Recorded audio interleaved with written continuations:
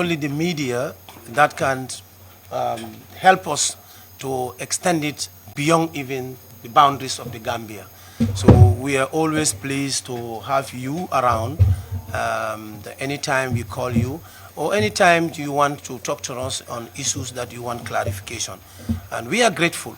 GRA is very grateful for our partnership with the media, for the fact that you've been with us for a very long time, and we have seen how the role that you are playing has increased the compliance level of the taxpayers. So we are very much grateful to have you here. As far as today's press conference is concerned, we want to brief you about the developments that we have made for the first quarter of the year. And after that brief introduction, we will also give you about few reforms, what make us to achieve what we have achieved. And then later on, you can have opportunity to have questions and answers. Now, to start with the beginning of the year, you are all aware that GRA has been given a very difficult task, and that is to mobilize or collect 19.2 billion for the year. Of course, this was a very big tax for us, but we believe that we can do it. And we've taken up the responsibility. And from January, end January, we are able to collect over 1.7 billion. And end February, we were able to collect, February being a short month, over 1.4 billion. Now, the bigger amount of collection, the highest collection ever in the history of GRA comes at the end of March, where we were able to collect over $2 billion. This is the biggest collection so far in the history of GRA. And we think that this is something that we cannot put under the carpet. We have to share this information with you. However, there are a lot of reasons behind the mobilization of this amount of money for the country. And one or two of the reasons that we wanted to highlight. One is because we have the support of the government. GRA alone cannot be able to do this without the government support. We have the support of the government, and that is why we are able to collect this amount. And from January to end March, the total collection we made is over 5.2 billion. And taking that from the overall collection targets we have for the year, we still have to struggle very hard to collect over $14 billion. But with the support of the government and the support of the taxpayers and the people that are doing economic activities in the Gambia, we should be able to do that collection. One, sometimes last year, we have seen that the Ministry of Finance and Economic Affairs, who are our principals ministry, GRA, as some of you may know, GRA is an operational department, institution. The policy arm lies at the Ministry of Finance. We have seen developments that are going over there in terms of creating a new directorate called Directorate of Tax and Revenue, headed by a young man called Alaji Jallo. He's working with the team and the permanent secretary, as well as the minister and other directors. They are doing a great work that is really helping us in terms of broadening the tax base, in terms of getting to areas where GRA could not ordinarily get to. For example, rental income side. The Minister of Finance, through the Directorate of Tax and Revenue, we are able to write letters to foreign missions, these diplomats that are within the country, to tell them that the agreements that they have with their landlords, be it at the residence or the offices, these are informations that we need in order for us to be able to collect the rental income. But ordinarily it's difficult. Maybe some of you will know that we cannot go to those diplomats and asking for information due to diplomatic protocols. So we have to pass that through our parents' ministry. Our parents' ministry also has to pass a letter to Minister of Foreign Affairs. And then Foreign Affairs will now write to those people for those information. Thank God all these protocols have been fulfilled. We have started receiving information, and we are realizing a lot of tax revenue from those rental income. And that is why I start with discussing the point with Minister of Finance. This is one of it. Other things, they are doing a lot of other things that is really bringing us money, because we are in constant touch with them. So we are collaborating with the ministry so that they are helping us areas that we cannot ordinarily get. In addition, we are also doing a lot of reforms internally. One of the major reforms that we were able to achieve last year was the establishment of the Asikuda Wall. Asikuda Wall is a web-based system of which importers or their agents, once they have their original documents, they can do their own declarations from the starting to the end. Here I mean starting to the end. They do all the necessary declaration through the system and do a printout. Then go to any commercial bank, do their payment to GRA. So the Asikuda Wall is what is making us to achieve that. And the Asikuda Wall also has other enforcements within the system, where you have a facility we call direct delivery, meaning somebody has a bulk cargo or a lot of containers. He or she doesn't have money to pay upfront. GRA, to make trade facilitation, can give the person, the company, a 30-day period to clear the goods and then make some money and then come back and pay GRA. This was what we have been doing. And in the past, we were finding it very difficult to recover some of those monies. But with the coming of the Asikuda Wall, if we give you 30 days, if you don't come back to pay that money, the system automatically will block that importers from the system. It will block also the agent. So that agent cannot do work anymore. He cannot do anything as far as GRA system is concerned. The importer is equally the same. So even if GRA did not come for you, the agent that do your declaration will follow you to pay, because that agent's life lies on making declaration for other people to get his survival. So the interesting thing is the system has its own enforcement. And because since we started the system, we have realized that compliance level on that has increased. Everybody who is given the direct delivery facility will try to run and pay before even the time is up, because they don't want to be blocked by the system. And the interesting thing is, if the system blocks you, even Commissioner General cannot unblock you unless you pay. So those who go also to look for duty waivers, they make applications, take their goods, and saying that I'm going to Minister of Finance to look for duty waiver. Before, when they go, some of them will stay for 1 year. You don't see them, and they already got their goods. Some will say that they are looking for SIC, Special Investment Certificate. When they come, we give them the goods, they will go, it will take 1 year or more before we see them back. And now we'll be running after them. But now with the existence of Asikuda Wall, those are things of the past. Anybody who comes, you don't come back on time, the systems will block you, and you cannot do any activity with our system. So you are forced to make sure that either the request for duty waiver, you get it, or the request for SIC, you get it. Otherwise, you are done as far as we are concerned. So this is a very good system. It has many other advantages, because whatever you put there, the people at the ports, our staff, they are seeing everything. The people at valuation head office, they are seeing. There are staffs that are sitting somewhere else. Enforcement, everywhere, they are seeing everything. It's so transparent that it's really helping us. This is one of the achievements, among others, that is helping us to achieve what we are able to achieve. In addition to that, we're also working on the side of the domestic tax, a system called iTax. This system also is web-based, and when the system is ready, to be able to interface with the Asikuda, such that the information exchange can happen between the iTax and Asikuda. Whatever control Asikuda is doing, the iTax will also be able to do that.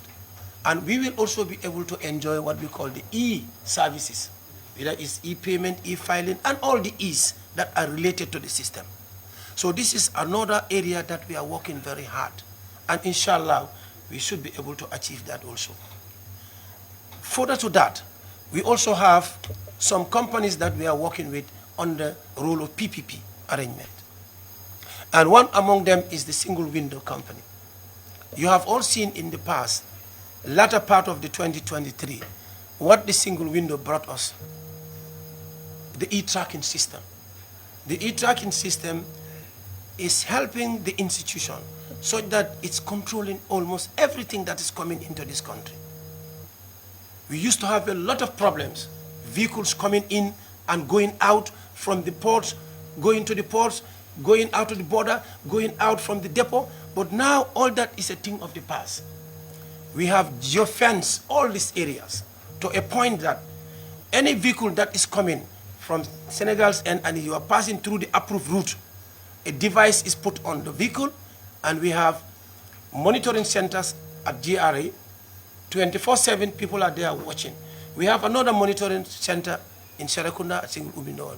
24/7 people are there watching in real life the movement of the vehicle. Once device is there, if that vehicle should stand for 10 minutes, an alert is sent. And then we find out, what are you doing there? So since that coming of the e-tracking, it has made life very easy for us. And not only from the border, but equally from the ports, goods that are on transit, going from the ports, going to either Senegal, or going to Mali, or going to Conakry or Bissau. They are also tagged at the level of the port, and they will go out to the exit, and then the tag will get out, or they will take the tag from them. So that on also, in the past, we used to have here these transits are dropped here, they are dropped there, they are here, so many tags. But thank God, with this technology, that is the thing of the past. And equally, the fuel tankers that are coming from the depots, either from GPA, Gam Petroleum, or GPS, the second petroleum farm that is at Mandinarin, anything that is going out of that place, as far as transit is concerned, going to Mali or Guinea, either of the Guineas, Conakry or Mali, it is also tagged. And it will be, the tag will be with the tanker until exit. In addition, we have what we call bonded warehouses. These are warehouses where approval is given to certain people. They have their goods in there, but they don't pay duty. They have the goods there. When they have the market out of the Gambia, they apply to pay duty. They prepare the entry, pay duty for. If it is staying in the Gambia, they pay duty.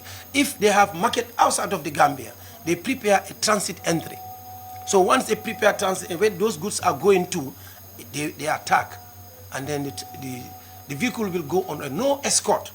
It's only the device, and once the device is on the vehicle, we are all seeing it at the head office level. So now, these are gone are days where we have worries about our transit, either going out of the country or coming into the bonded warehouse or coming into the country. We have geofence everything until to a point that that is no-go area for anybody. In addition to that, all the borders that are within the Gambia and Senegal, we have put CCTV cameras so that most of the activities that are happening, we are seeing them real life time while we are at the head office here. This is also for security reasons and to protect the transactions that are happening there. So these are all brought by the single window. In addition to some of the reforms that we have, we also have the state-of-the-art digital way bridge at the port, which the reason being that because we have a lot of goods that are charged based on weight. Before, we didn't have that kind of a bridge at the port. When the goods comes in bulk cargo, here we mean either flour, sugar, rice, cement, etc. Anything in bulk form. Generally, they are not put in the containers, but they come in bulk. We charge the duties on them based on weight. And equally, Ports Authority charge also their handling and whatever charges they have through weight. Now, in the past, what used to happen, it is the businessman who will tell us, I have 10,000 metric ton. I have 20,000 metric ton. How can we verify that the 20,000 they declare is the correct one? We thought it is important that we have a bridge, a way bridge, state-of-the-art way bridge, so that every truck that loaded will come and pass through there. Then we will see at the end of the day the actual weight that vessel brought in, and then correct duty will be charged. These are the kind of things that we are doing in order to enhance our revenue collection. We are not increasing any rate. We are not charging anybody extra. We only broadening the tax base and also bring into the tax bracket those that are not there. This is what we are doing. We collected over 2 billion, not because we have increased tax anywhere, but we only broaden in the tax base and increase the efficiency level of our work. And these things I'm mentioning, these are the things that increase efficiency. In addition, we also brought at the port a container detectors system, where at the terminal we have 2 poles there, and trucks that are loaded, containers that are loaded come into the terminal, they pass through, and the detector will detect the container numbers and send it to our server.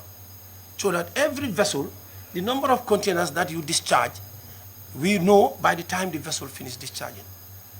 Gone are days where people go and stand at the terminal and start counting containers. But these detectors are there, they are computerized detectors.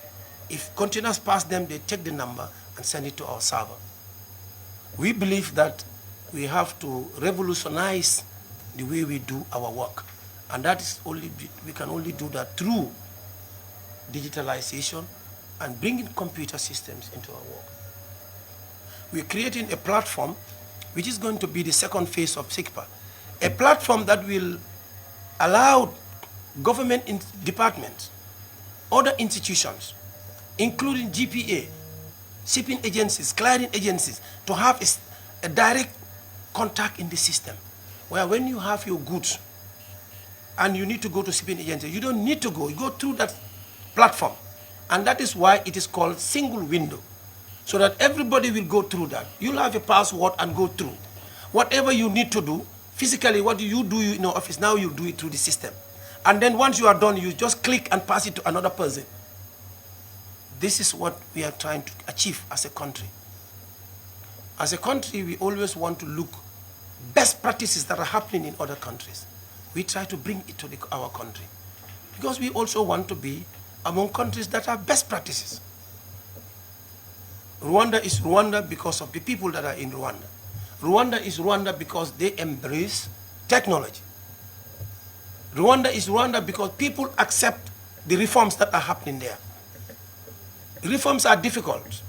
When we introduce reforms, they are very difficult. And people will resist. But at the end of the day, reforms are good for the country and they are good for the people. I'll give you a good example. When we talk about the Asikuda Wall, when we initially bring Asikuda Wall, there was a big resistance. People reported us all over. They said this is a web-based system. In Gambia here, we don't have a strong internet.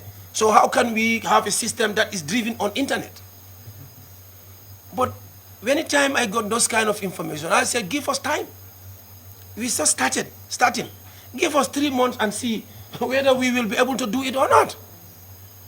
The moment we are about to start the Asikuda Wall, I called the Gamtel MD and said, I want you to come, we discuss.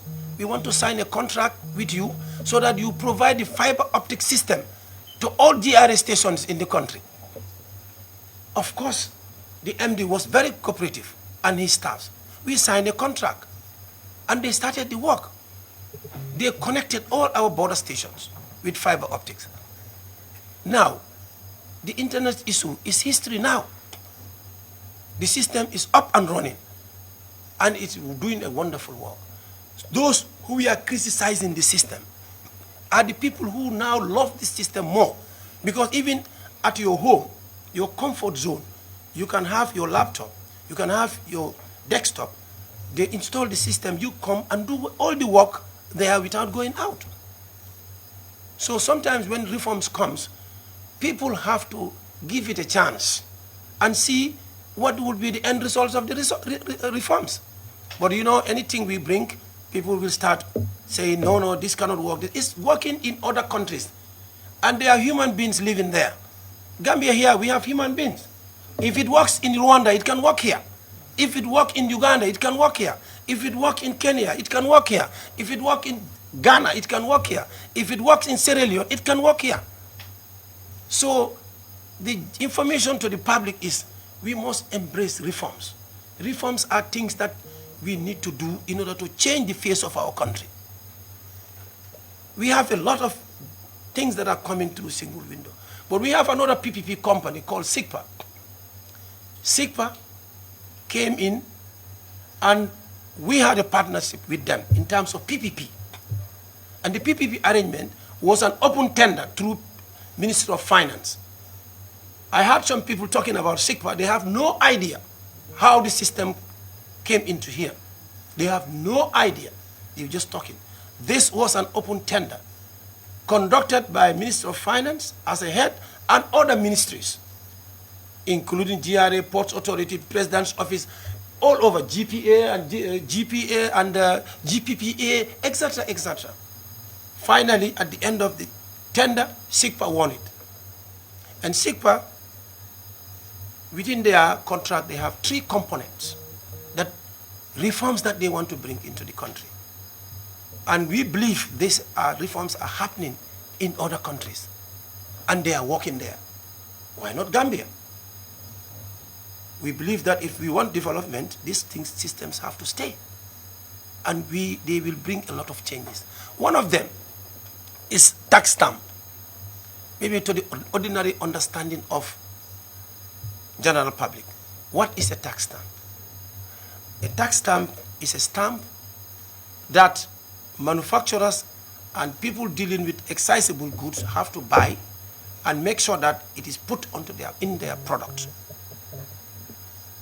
And once it's put into their product, either it's imported or produced here, GRA will be able to follow, to know the number of importations that comes in.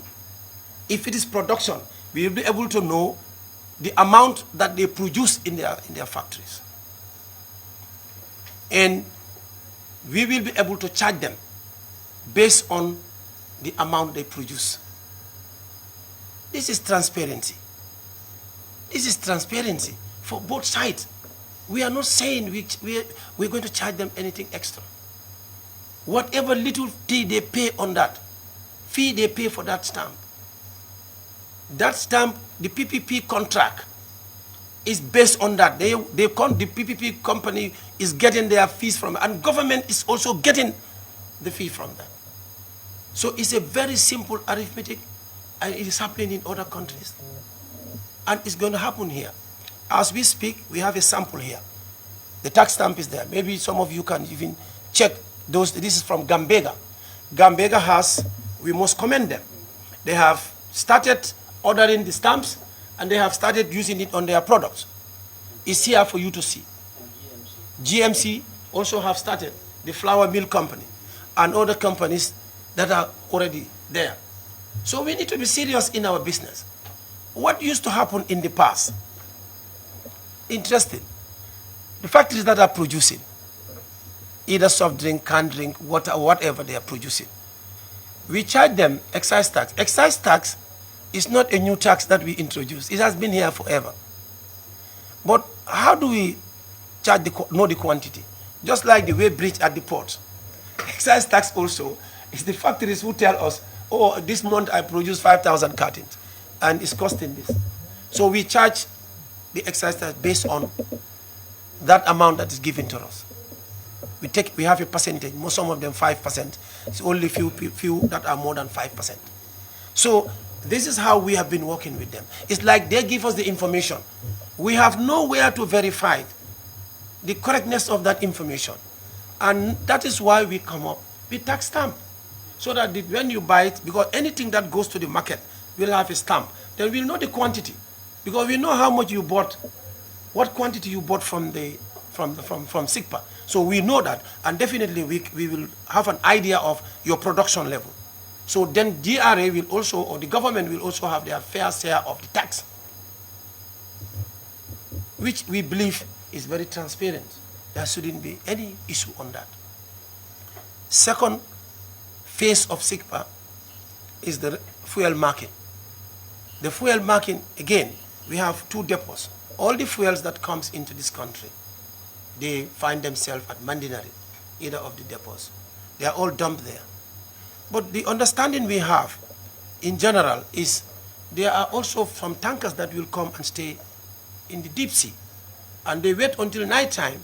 They have small vessels that goes there and pick these fuels and then distribute them into stations. We cannot verify this because it's very difficult for us to detect that. But when we have the fuel marking, if any of that thing happens, we'll have testers that will indicate to us that this particular OMC, the fuel that they put there, is not what comes from the depots from Mandinari, because it's marked. At the same time, with SIGPA, we are working together for them to bring a tester, fuel testing equipment into the Gambia, which is going to be used by Pura. As we speak now, we don't have any kind of that machine to see which fuel is quality, which fuel is the best. Whatever we want to do, we have to send it to our neighboring country, Senegal. Now, this company is going to bring a system that will be given to Pura, so that any fuel that comes, they will test to satisfy whether it should be used in this country or not. These are things that are happening in other countries. And we believe that we should also be in position to have these kind of things, to know that we are having the best quality of fuel in the country. Not every fuel that comes, we just take like that. Among other benefits that are there with fuel marking. So the process is on with that. And the final one, this is the third one, is revenue assurance. SIGPA is also working on with us to make sure that we have the revenue assurance. That is the ones that works with telecoms companies. The telecoms companies, as we speak, the telephone calls and the data are in millions. The data are in millions, billions, if I can call it that, billions. Who is able to quantify the excise tax element, the VAT element? It may be impossible for an ordinary human eye to do that. But we want to bring a system that will work, that Pura will use, work with them to make sure that the fair share of the tax that belongs to government is unveiled. And then they pay for that. Nobody is saying that we go any extra mile for them to pay something that they are not supposed to pay. We only want government to get what they're supposed to get. That's the excise tax part of it. And also the VAT. So these are the three areas that SIGPA have, and we are working with them. And inshallah, everything will go fine.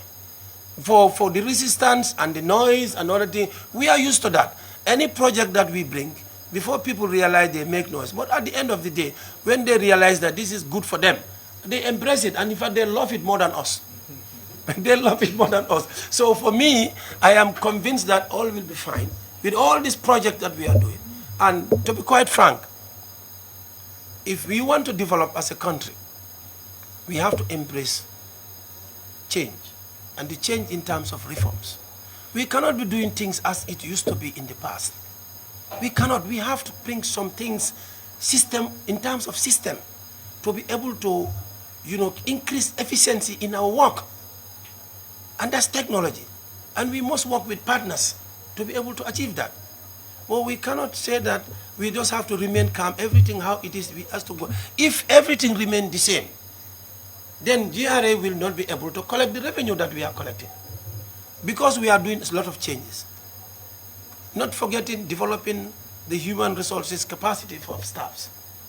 We're doing in that area as well. We are making sure that our staffs have professional training. They have academic training. We encourage the young ones that are here to go to school and learn, become professionals. So we are all doing all these things to make sure that we put a proper structure a proper system, and for the interest of the business community.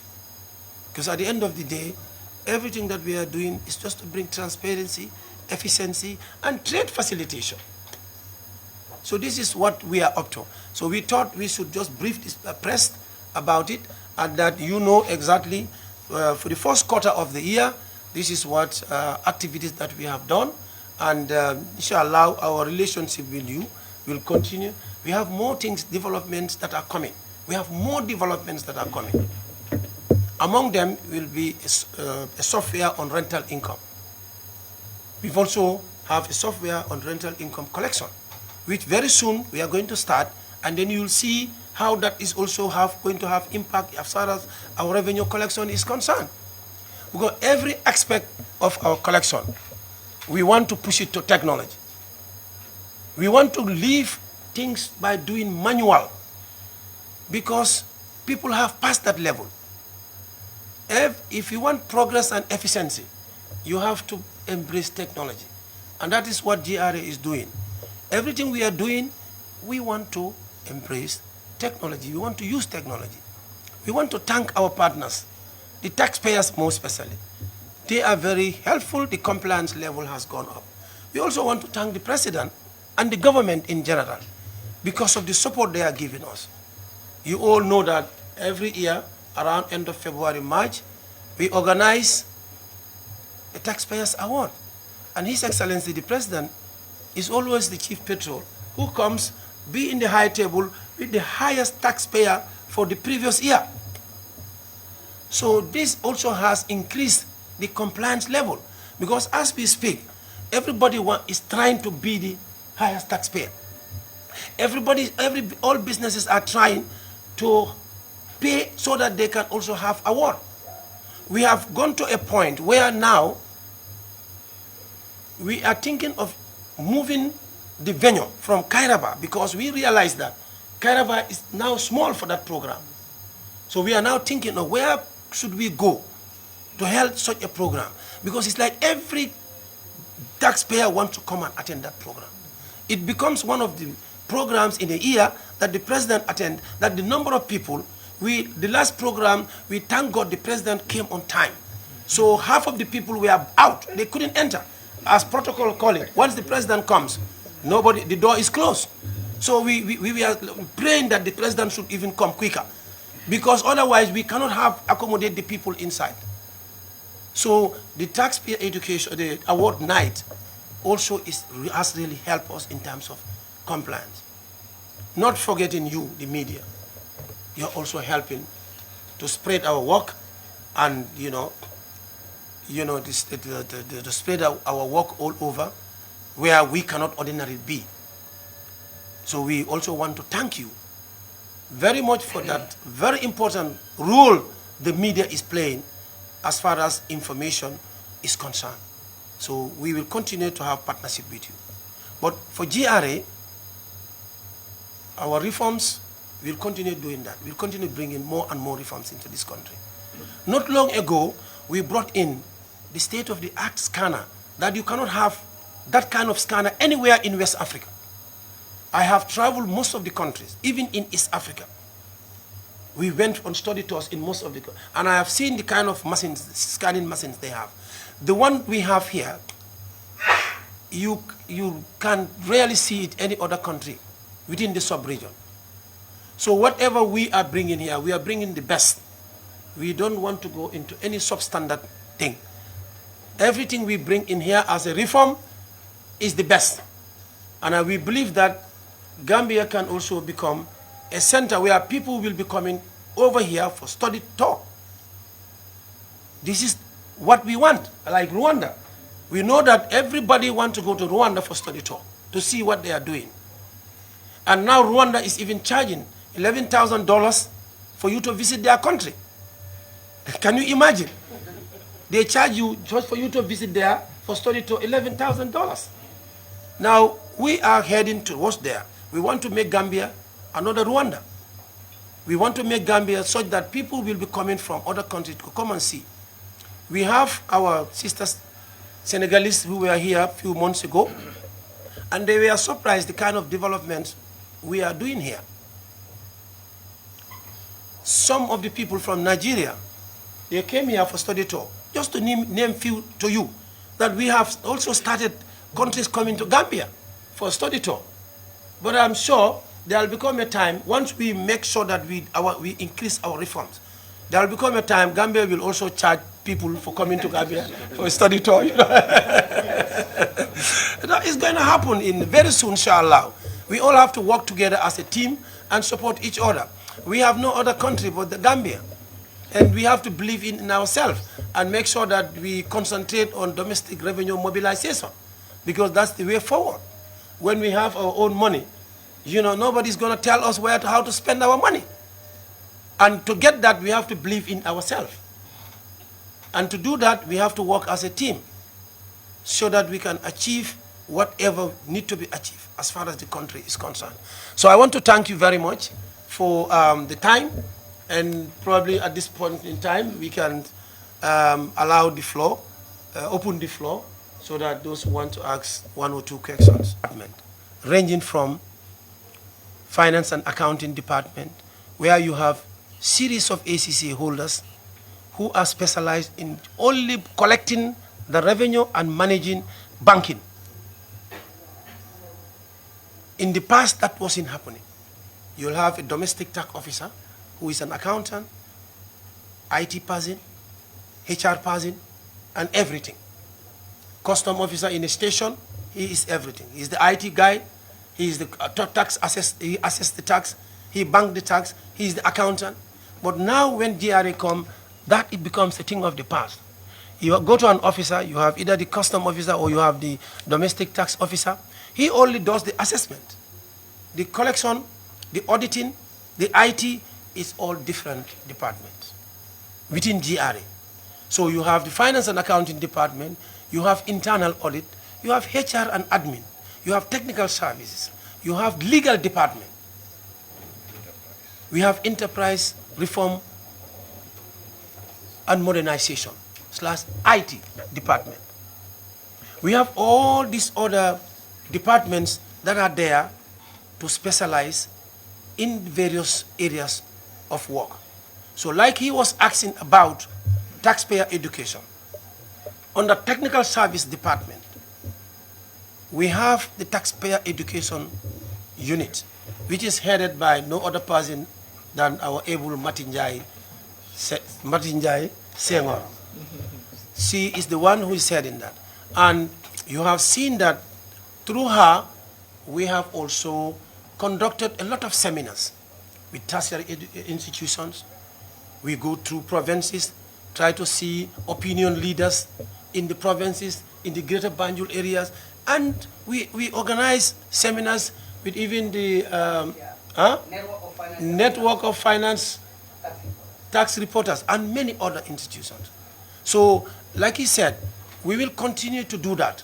TV programs, radio programs, any reforms that we have, we make sure that the taxpayer education go through it and understand the stuff, so that they will be going out and inform the general public, so that we will all be in the same level. There will be no misunderstanding in what we do. So it's a very important question. We are doing it, but we will make sure that we increase that